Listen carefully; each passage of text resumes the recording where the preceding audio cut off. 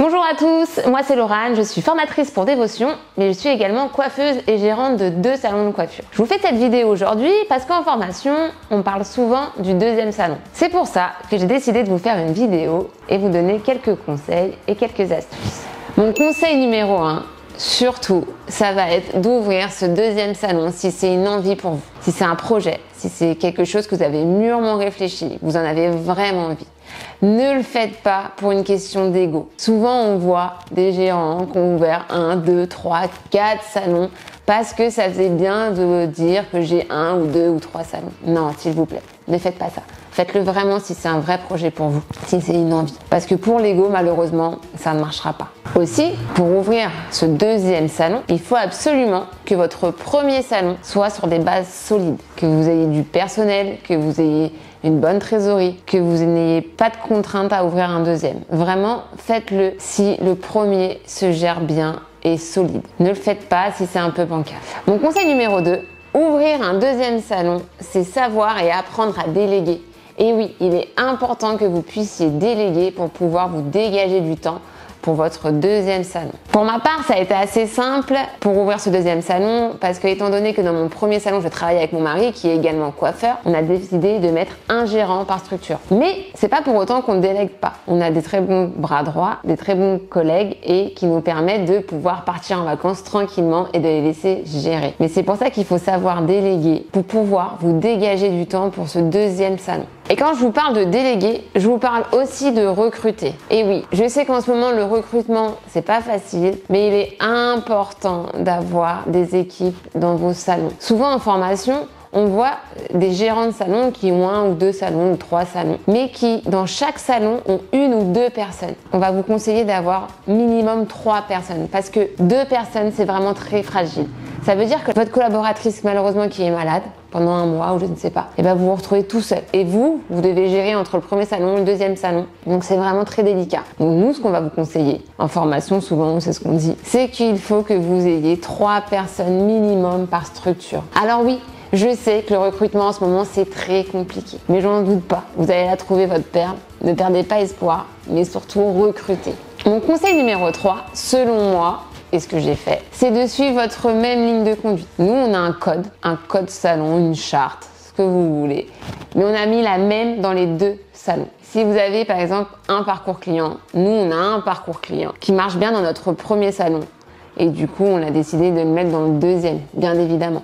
Pareil pour le code couleur, pour la décoration. On a essayé vraiment de faire les mêmes identités pour que si un client qui vienne salon 1 ou salon 2 soit pas perdu et se dise « Ah oui, c'est la même ambiance, le même café, le même service ». Et surtout, les émotions qu'on pouvait vivre tout au long de la prestation, on voulait absolument le remettre dans le deuxième salon. Et quand on a ouvert le deuxième salon, bien sûr, on a formé nos équipes qui étaient dans ce deuxième salon à notre parcours client, qui je pense est vraiment essentiel pour que le salon fonctionne. Et il fonctionnait très très bien dans notre premier salon, donc on a transféré dans le deuxième. Pareil pour vous, si vous avez un parcours client qui marche bien, bah surtout, hop, rebasculez-le. Donc après, vous faites vraiment comme vous le sentez. Si vous voulez faire un salon coloré et un salon noir et blanc, ça c'est propre à chacun. Mais c'est vrai que moi, enfin nous, on voulait vraiment que ça soit c'est le même nom et que les gens, les clients et nous-mêmes, on se retrouve dans l'un ou dans l'autre. Et mon dernier conseil, ça va être de vous former. Et oui, je dis pas ça parce que je suis formatrice pour Dévotion. Non, vraiment pas. Là, je vous parle vraiment comme coiffeuse et gérante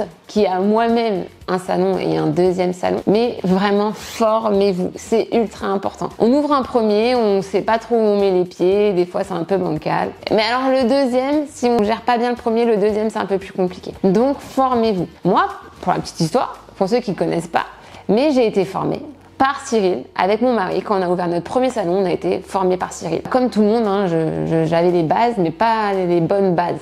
J'ai été formée par Cyril qui nous a beaucoup aidés. Donc notre salon, ça s'est passé très très bien. On décide d'ouvrir un deuxième. Et bah, je me suis reformée. J'ai été encore en formation avec Cyril, mais pour un autre domaine cette fois. La gestion, les chiffres, tout ça, c'était bon. Mais moi, ce qui me manquait dans ce deuxième salon, c'était la formation management. Et oui, gérer des équipes. Je gérais déjà une équipe une petite équipe. Mais quand on ouvre un deuxième salon avec encore plus de personnel, il était important pour nous de nous former en management, à la gestion d'équipe. Et quand je dis formation, c'était pas que moi et mon mari. On s'est pas formé que nous. On a formé toutes nos équipes aussi. La nouvelle équipe, dans tout ce qui était le parcours client, tout ça, on a formé. Et pas que formé dans la technique, formé autre chose pour les équipes, la cohésion d'équipe, voilà. Donc mon quatrième et dernier conseil, ça serait vraiment, mais formez-vous. C'est vraiment important. Et souvent on me demande, est-ce que c'est plus dur de gérer un ou deux salons? Est-ce que tu as vu une grosse différence? Alors je dirais dans la gestion, c'est pas le plus dur pour moi dans la gestion parce qu'en plus, je vais pas vendre, mais avec les formations qu'on fait avec Cyril, on a des outils avec lesquels on repart et c'est beaucoup plus facile. Moi, à chaque fin de mois, je sais où je vais, c'est carré. Donc, la gestion administrative, aucun problème. C'est pas ça le plus dur, je pense. Après, c'est le côté plutôt de gérer son équipe et de gérer en flux, tout ça. Mais après, comme je dis souvent, quand vous avez l'envie, ça se passe bien. Voilà mes 4 conseils pour ce deuxième salon. Ce qu'il faut retenir, le premier, le faire avec l'envie et non l'ego.